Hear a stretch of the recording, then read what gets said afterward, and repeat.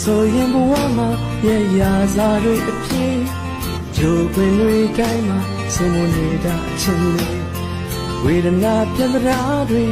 ဝင်မွေနေဟေးအနေကွာခြင်းလေးမှာဒီအစင်သာရှိစေဘာရဲ့ကြောင့်မှမဝေလို့ဘယ်တော့မှမလွမ်းလို့ဘယ်သူပြတ်ပြတ်ပေါ်ချစ်တွေမပြည့်စည်ဖို့ကိုတင်နာစားရတွေ့ရှင်နဲ့ပြင်စင်မဲ့ခွဲအချိန်တွေတိုင်းဝင်ရောက်သူ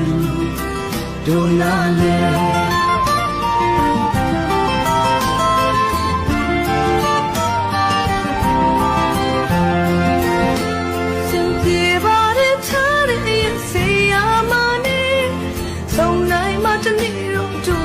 ချီပြီးသား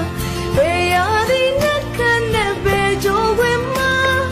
ချင်နာကိုနောက်ရှမရမပူပါနဲ့လေဘာရဲ့ကြောင့်မှမဝေလို့ဘယ်တော့မှမလွမ်းလို့ဘယ်သူပြတ်ပြတ်ပေါ်ချစ်တွေမပြည့်စီဖို့ကိုပြင်လာစားတဲ့တွေ့ချင်တဲ့ပြင်စင်မဲ့ခွဲအချိန်တွေတိုင်းဝင်ရောက်သူဒိုနာလေ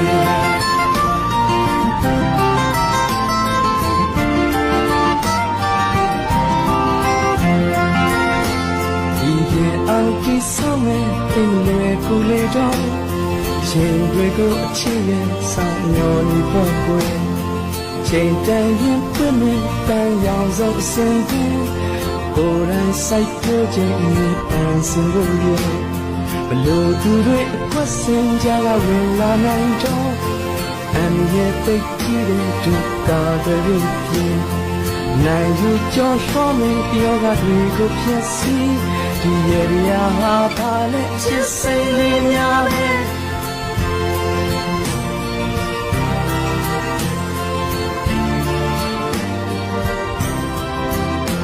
ဘာရဲ့ကြောင့်မှမဝေလို့ဘယ်တော့မှမလွမ်းလို့ဘယ်သူပြတ်ပြတ်ပေါ်ချစ်တွေမပြည့်စီဖို့ကိုအပြစ်နာစားတွေတွေ့ရင်ချင်တဲ့ပြင်စင်မဲ့ခွဲ